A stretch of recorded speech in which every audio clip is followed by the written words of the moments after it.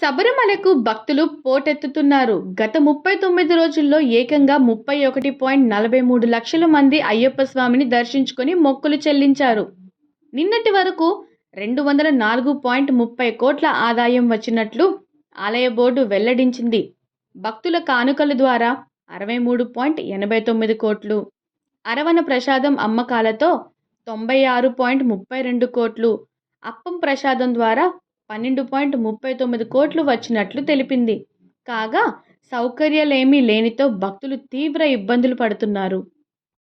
శబరిమల అయ్యప్ప స్వామి సన్నిధానం తలుపులు రేపు రాత్రి 11 గంటలకు మూసివేయనున్నారు. ఈ ఏడాది మండల మహోత్సవం పూర్తయిన అనంతరం మూసి మకర మహోత్సవం కోసం డిసెంబర్ 30న సాయంత్రం 5 గంటలకు తెరుస్తారు. జ్యోతి సందర్శనం జనవరి 15వ తేదీ సాయంత్రం 6:36 గంటలకు ఉండనుంది. ఆ తర్వాత జనవరి 20వ తేదీ ఉదయం 6:30 గంటలకు ఆలయం తిరిగి మూసివేస్తారు.